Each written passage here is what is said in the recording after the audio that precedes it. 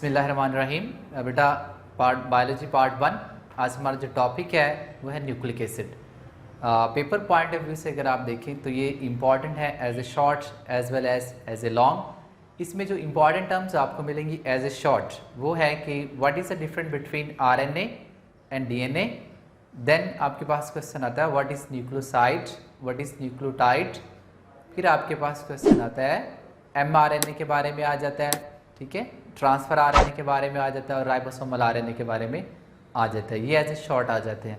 उसके अलावा अगर आप देखें लॉन्ग में the most important topic RNA क्या है उसके बारे में डिटेल नोट पूछा जाता है आपसे, या फिर आपके पास आ जाता है डीएनए मॉलिक्यूल का आप जो है वो स्ट्रक्चर बयान करें। तो ये टॉपिक नहायत इंपॉर्टेंट है पेपर पॉइंट ऑफ व्यू से, ठीक है। सो let's discuss about this topic. इस लेक्चर के अंदर आपको जो क्वेश्चन मैंने बोले उनके आंसर आपको मिलेंगे। इसके अलावा भी जो बहुत इंपॉर्टेंट टर्म्स होंगे वो आपको मिलेंगे, ठीक है बेटा। सो let's discuss about nucleic acids. Nucleic acid is organic compound which is made up of nucleotide. Nucleotide क्या है? इसका एक यूनिट है जो फर्दर 3 सब यूनिट से मिलकर बना होता है, ठीक है बेटा। सो organic compound made up of nucleotide, ठीक है। इसका नेम अगर आप देखें फर्स्ट ऑफ ऑल कि हमने इसे कहा है कि ये न्यूक्लिक एसिड।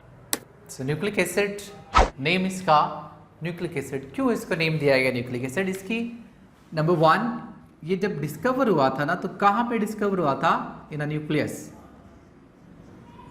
कि ये न्यूक्लियस में डिस्कवर हुआ था। और केमिकली इसकी जो नेचर है वो क्या है? एसिडिक है, एसिडिक इन नेचर ये होता है। इस वजह से हमने इसको नेम दिया न्यूक्लिक एसिड, ओके बेटा। अब आप देखिएगा डेफिनेशन में हमने कहा कि it is made up of nucleotide. So what is the nucleotide? Nucleotide क्या है?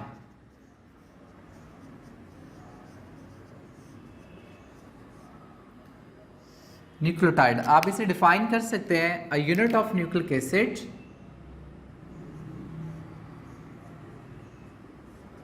a unit of nucleic acid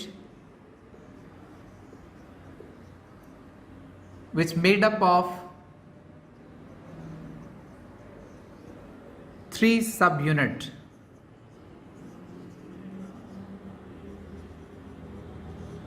कि जो 3 सब यूनिट से मिलकर बना होता है वो एक यूनिट खुद बनता है न्यूक्लियोटाइड। अब इसमें अगर आप 3 सब यूनिट की बात करें तो कौन कौन से 3 सब यूनिट हैं? उसमें नंबर 1 आपके पास नाइट्रोजन बेस। नंबर 2 अगर आप देखें राइबोस या फिर pentose sugar, pentose sugar. Number 3 आपके पास फास्फोरिक एसिड।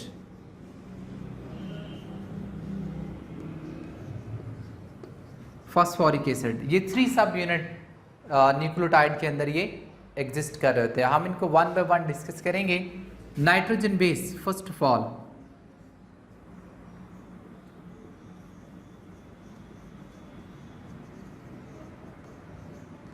नाइट्रोजन बेस अगर आप देखें तो ये 5 इन नंबर होती है, 5 इन number,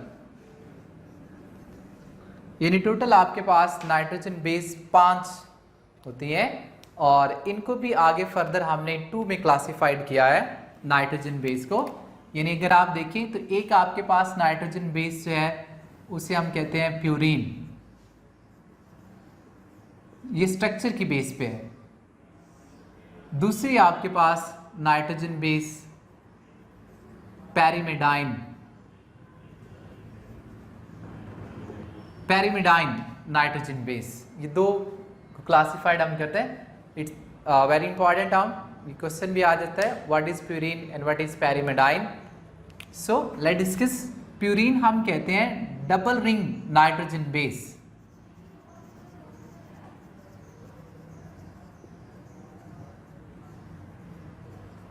double ring nitrogen base is called purine, okay. यानी स्ट्रक्चर अगर आप बनाते हैं तो उसमें जो नाइट्रोजन बेस 2 रिंग पर मुश्तमिल होती है वो प्यूरिन कहलाएगी। फॉर एग्जांपल आप देखें तो एडेनिन जो है और गवानीन, ये आपके पास दो ऐसी हैं जो प्यूरिन हैं, एडेनिन एंड गवानीन। इसे आप ए से रिप्रेजेंट करते हैं, इसे आप जी से रिप्रेजेंट करते हैं। तो ये डबल रिंग नाइट्रोजन बेस है। स्ट्रक्चर वाइज अगर आप बनाना चाहें तो आप इनको बना सकते हैं। It is something like this, कि ये आपके पास नाइट्रोजन बेस है, डबल रिंग। ओके बेटा, सो ये प्यूरिन है। पैरिमिडाइन अगर आप देखें,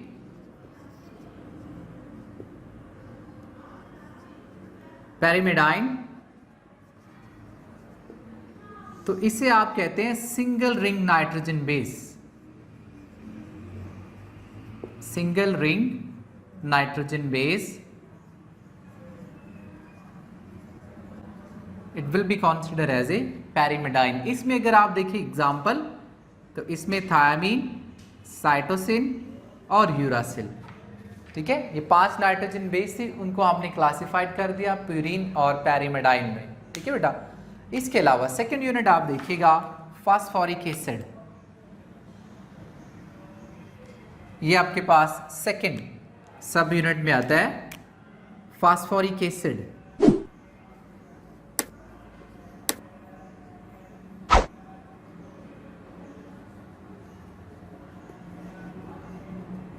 फास्फोरिक एसिड, इसमें क्या है H3PO4, ये आपके पास फास्फोरिक एसिड है। ये फास्फोरिक एसिड एस्टर लिंकेज में हेल्प करता है, लाइक फास्फोडाइएस्टर बॉन्ड बनता है तो वो इसकी मदद से बनता है। इसके पास हाइड्रोक्सिल ग्रुप होता है, वो ये प्रोवाइड करता है, जिससे लिंकेज फॉर्मेशन जो है वो हो जाती है। मतलब दो न्यूक्लियोटाइड के दरमियान में ये लिंकेज करवाने में हेल्प कर रहा होता है। किस वजह से? Due to presence of hydroxyl bond, कि इसके पास हाइड्रोक्सिल बॉन्ड होता है, सॉरी ग्रुप होता है, ये आपके पास बॉन्डिंग में हेल्प कर रहा होता है जो दो न्यूक्लियोटाइड के दरमियान होती है, ठीक है। सो ये आपके पास सेकंड यूनिट है। थर्ड यूनिट की अगर आप बात करते हैं तो वो थर्ड यूनिट आपके पास है नाइट्रोजन, सॉरी थर्ड यूनिट आपके पास शुगर, पेंटोज शुगर, ये थर्ड यूनिट है न्यूक्लियोटाइड का। अब ये pentose sugar, that mean 5 carbon containing sugar, ये पेंटोज कहलाते हैं। इसकी भी दो कैटेगरी हैं on basis of some number of atom. एक होती है डीऑक्सीराइबोज, डीऑक्सीराइबोज शुगर, दूसरी होती है राइबोज शुगर, राइबोज शुगर। अब इन दोनों में जो डिफरेंस है ना, वो नंबर ऑफ ऑक्सीजन का है। Deoxy that mean deficient in oxygen, oxygen की इसमें कमी होगी, एक ऑक्सीजन इसमें कम होती है, ठीक है। जबकि राइबोज शुगर के अंदर आपके पास ऑक्सीजन अवेलेबल होती है। अगर आप इसका रिंग स्ट्रक्चर बनाना चाहेंगे ना, जो हम ड्रॉ भी करेंगे न्यूक्लियोटाइड बनाते हुए, ये देखिए बेटा, ये आपके पास ऑक्सीजन, यहाँ आपके पास कार्बन, तो ये carbon number 1, carbon number 2, carbon number 3, carbon 4 और यहाँ कार्बन 5। अब इसके साथ हाइड्रोजन हाइड्रोक्सिल ग्रुप आप लगा सकते हैं। तो अगर आप देखें तो यहाँ पे आपके पास क्या होगा, हाइड्रोजन एंड हाइड्रोक्सिल ग्रुप। यहाँ पे अगर आप देखेंगे ना, तो यहाँ पे H और यहाँ भी H, यहाँ पर OH आप लगाएंगे, ठीक है। और इसके अपोजिट साइड पे आप H को इस्तेमाल जो है वो कर सकते हैं। इसी तरह आप यहाँ भी जो है वो हाइड्रोक्सिल ग्रुप या H जो है वो यहाँ पे लगाएंगे, ठीक है बेटा। तो अगर आप देखें, ये आपके पास एक स्ट्रक्चर आ गया, तो यहाँ H है, यहाँ भी H है, तो इसके साथ अगर आप लगा देते हैं OH, तो ये बन जाएगी राइबोज शुगर। यानी अब ये क्या है, राइबोज शुगर। लेकिन अगर आप क्या करते हैं कि यहाँ से ये वाली ऑक्सीजन को रिमूव कर देंगे, यानी ये हाइड्रोक्सिल ग्रुप है, इधर से आप ऑक्सीजन को रिमूव करेंगे तो यही वाली बन जाएगी डीऑक्सीराइबोस, ठीक है। Then it will be term as a deoxyribose sugar. तो ये डिफरेंस है दोनों में, एक आपके पास डीऑक्सीराइबोस शुगर होती है, दूसरी आपके पास राइबोस शुगर है, but it's actually a pentose. Pentose की दोनों ये टाइप होती हैं कार्बोहाइड्रेट्स की, जो न्यूक्लिक एसिड के अंदर इन्वॉल्व होती है, उसकी स्ट्रक्चर फॉर्मेशन में ये इन्वॉल्व होती है, ठीक है। अब आप देखिए तीनों यूनिट हमने डिस्कस कर लिए। अब इन यूनिट्स को आप एक स्ट्रक्चर वाइज लिख सकते हैं। अगर आप इसका स्ट्रक्चर बनाते हैं तो क्या कहाँ पे होता है, तो उसमें देखिएगा जो आपके पास पेंटोस शुगर है, पेंटोस शुगर, उसके साथ बाकी दोनों कंपोनेंट जो है वो कंबाइन होते हैं। फॉर एग्जांपल आप देखें, जो आपके पास है नाइट्रोजन बेस, वो अटैच होती है कार्बन नंबर 1 पे, यानी ये कार्बन, तो कार्बन नंबर 1। और जो आपके पास है फास्फोरिक एसिड,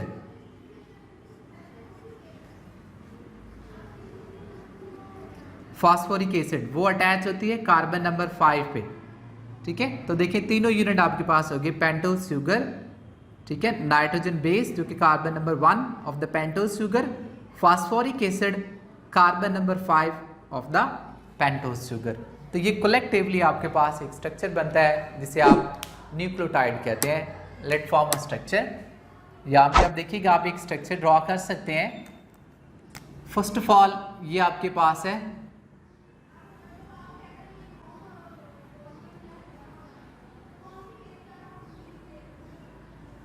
ये आपके पास आ गई carbohydrate sugar, carbon number 1, carbon number 2, carbon number 3, carbon number 4 और यहाँ कार्बन नंबर 5, ठीक है। तो अब आप इसमें देखिएगा जो आपके पास बाकी यूनिट लगते हैं, यहाँ पर क्या आएगी, नाइट्रोजन बेस। लेट्स सी आप कोई भी प्यूरिन नाइट्रोजन बेस लगा ले, यानी double ring containing nitrogen base लगा ले। यहाँ आपके पास फास्फोरिक एसिड P, आप उसको सिंपली P से रिप्रेजेंट कर सकते हैं, या H3PO4 या H2PO4 वो भी लगा सकते हैं। ये आपके पास पूरा एक न्यूक्लियोटाइड की फॉर्मेशन जो है वो हो गई है, ठीक है बेटा। अब आप देखिए न्यूक्लियोटाइड्स की दो टाइप आपके पास, मतलब इसको यूनिट बेस पे, एक होता है जिसे आप कहते हैं न्यूक्लियोसाइड, ये इंपॉर्टेंट टर्म है, न्यूक्लियोसाइड और उसके साथ nucleotide. So what is the nucleoside? Nucleoside actually is a combination of sugar plus nitrogen base. सो अगर आपके पास ऐसा कंपाउंड है जिसमें एक तो आपके पास पेंटोस शुगर है और उसके साथ नाइट्रोजन बेस लगी हुई है, then it will be term as a nucleoside. But nucleotide क्या है? बाकी जो इसका यूनिट रह गया है nucleotide. It's very important term, nucleotide, nucleoside and nucleotide. So nucleotide क्या होगा? Nucleotide actually is a combination of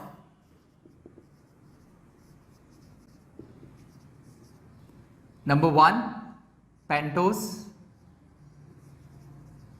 मतलब 5 carbon containing sugar, number 2 nitrogen base और number 3 phosphoric acid,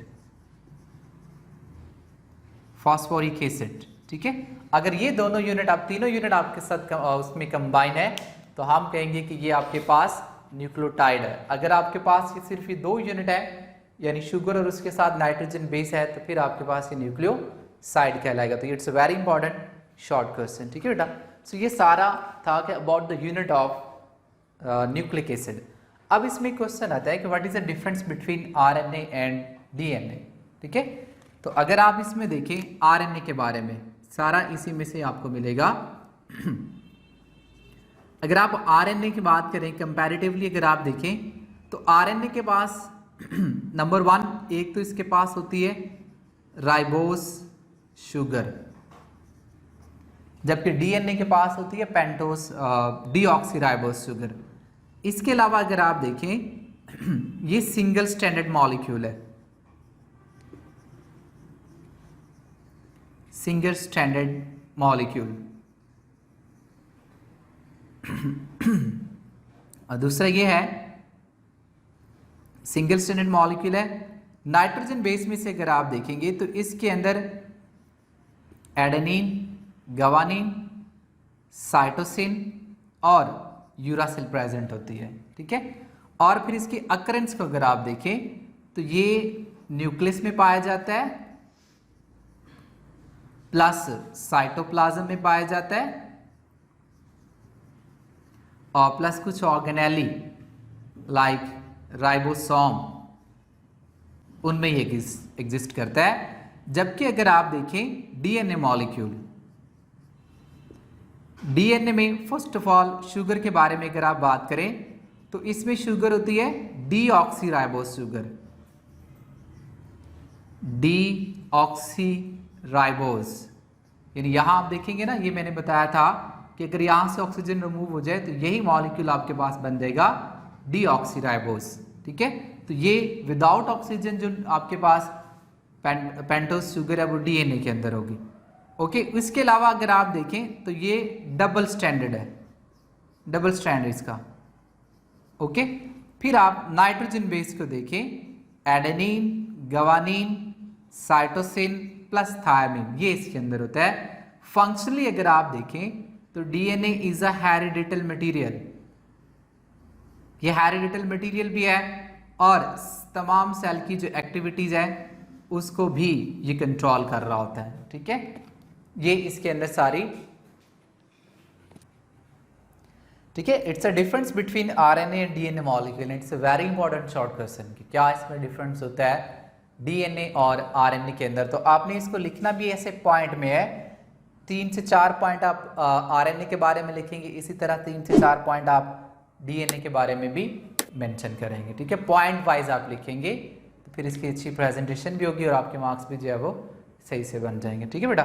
so it was all about nucleic acid. कि nucleic acid क्या है, उसमें कौन कौन सी चीज़ें आती हैं, कि हम न्यूक्लियोटाइड्स हमने डिस्कशन की सारी उसके यूनिट के बारे में न्यूक्लिक एसिड के। तो हमने देखा डीएनए और आरएनए में सिंथेसिस होता है, क्या इसके अलावा भी कोई न्यूक्लियोटाइड है जो हमारे सेल के अंदर मौजूद होता है और वो कोई और फंक्शन परफॉर्म कर रहा होता है।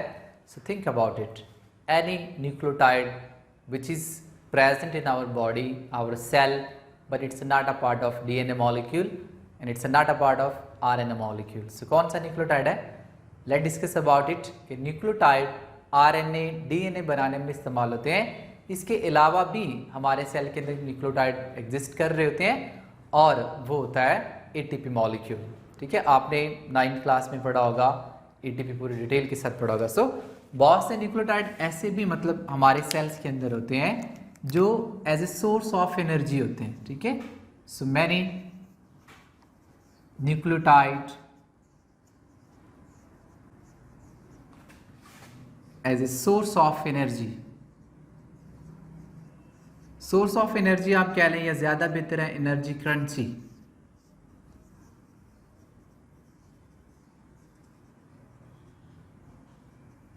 एज ए एनर्जी करेंसी इस्तेमाल होते हैं। आपने एटीपी के बारे में सुना होगा, एडिनोसिन ट्राइफॉस्फेट, यानी एटीपी, एडिनोसिन ट्राइफॉस्फेट, ये भी एक न्यूक्लियोटाइड है। अब ये कैसे बनता है, तो इसमें आप यूनिट में देखिएगा, इसके अंदर एक आपके पास क्या है एडेनिन, दूसरा इसमें आपके पास शुगर, पेंटोस शुगर, और प्लस इसमें फास्फोरिक एसिड, फास्फोरिक एसिड, ये जिसमें चीज़ें इसमें एग्जिस्ट करती है। आपने इसमें पढ़ा होगा कि न्यूक्लियोटाइड के अंदर जो लिंकेज होती है between the two phosphate, it's a main source of energy. तो हम उसका स्ट्रक्चर अगर हम ड्रॉ करें तो देखें, इसकी 3 स्टेट होती हैं। एटीपी मॉलिक्यूल ब्रेक डाउन हुआ, एडीपी में चेंज हो गया, प्लस फॉस्फेट प्लस एनर्जी। इसी तरह आप देखें एडीपी मॉलिक्यूल ब्रेक डाउन हुआ AMP plus phosphate plus energy, इस स्टेट में ये ब्रेक डाउन होता रहता है। अब इनमें फर्क क्या है, यहां पर आपके पास क्या है, देर आर 3 फॉस्फोरिक एसिड या फॉस्फेट भी आप कह सकते हैं, ठीक है। तो इसको अगर आप ड्रॉ करेंगे ना तो देखें इसमें हमारे पास कैसे बनेगा स्ट्रक्चर कि ये आपके पास पेंटोज शुगर, ठीक है। यहां कार्बन नंबर 1 पे मैंने आपको बताया था नाइट्रोजन बेस एडेनिन एटीपी के अंदर, ठीक है।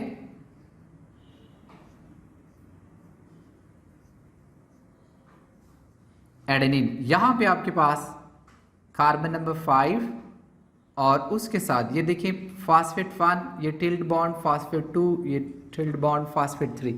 तो ये स्ट्रक्चर आपके पास है ट्राईफास्फेट, ठीक है, एटीपी एडेनोसिन ट्राईफास्फेट। अगर आप देखें एडीपी, तो एडीपी में क्या होगा, जहां कार्बन नंबर के साथ 2 फॉस्फेट है वहां पर, सॉरी 1 फॉस्फेट 3 फॉस्फेट थे, अब यहाँ पे 2 हो जाएंगे, तो ये डाईफॉस्फेट हो जाएगा। इसी तरह आप देखें यहाँ पे क्या होगा, कार्बन उसके साथ सिर्फ एक ही फॉस्फेट लगा होगा, बाकी फॉस्फेट टूट के, और इनकी ब्रेकेज के रिजल्ट में ही क्या हो रहा होता है, एनर्जी प्रोवाइड की जा रही होती है। यहाँ देखें ये एनर्जी और इधर भी क्या है एनर्जी, ये एनर्जी रिलीज की जा रही होती है, और यही एनर्जी हमारा सेल जो है वो तमाम टाइप की एक्टिविटीज़ के लिए इस्तेमाल कर रहा होता है। इन्हीं न्यूक्लियोटाइड को रिसाइकल किया जाता है। कहाँ से रिसाइकल किया जाता है, हमारी फूड से। हम जितनी भी फूड लेते हैं उसकी डाइजेशन होती है, डाइजेशन के बाद एब्जॉर्प्शन के बाद फिर इसको ब्रेक डाउन करके तो इन्हीं एटीपी को रिसाइकल कर लिया जाता है। आपने सेलुलर रेस्पिरेशन में हमने अपनी 9th क्लास में सेलुलर रेस्पिरेशन के बारे में डिस्कशन की होगी कि किस तरह से हमारा सेल हमारी फूड को यूटिलाइज करता है और इन एटीपी को रिसाइकल कर लेता है। जैसे कि आप देखें AMP, उसके साथ फॉस्फेट प्लस एनर्जी। अब ये एनर्जी कहाँ से आ रही है, फूड मेटाबॉलिज्म से। ये एनर्जी आएगी, इसके साथ कंबाइन कर दिया जाएगा तो ये ADP बन जाएगा। इसी तरह आप देखिए ये फॉस्फेट फिर प्लस एनर्जी, ये एनर्जी कहाँ से आ रही है, फूड मेटाबॉलिज्म से। तो ये आकर कंबाइन होगा और फिर इसके रिजल्ट में ATP मॉलिक्यूल दोबारा से क्या होगा, सिंथेसाइज हो जाएगा, ठीक है।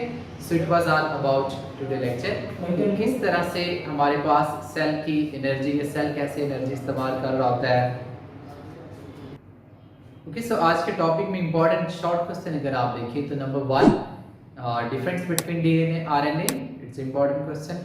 Number 2 what is the nucleotide, number 3 what is the nucleoside, और देन आपसे पूछा जा सकता है प्यूरिन क्या है, पैरिमिडाइन क्या है, ये इंपॉर्टेंट सारे टर्म्स है।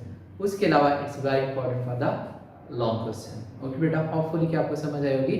आपने हमारा YouTube channel Alumn College and Academy, वहाँ पर उसको सब्सक्राइब करना है, और कोई चीज़ अगर नहीं समझ में आती या कोई भी ऐसी चीज़ जो आपके माइंड में आप शेयर करना चाहें तो कमेंट्स में जाकर लास्ट में बताएं ताकि हम ज़्यादा से ज़्यादा बेहतरी लेकर आएँ। टेक केयर, अल्लाह हाफ़िज़।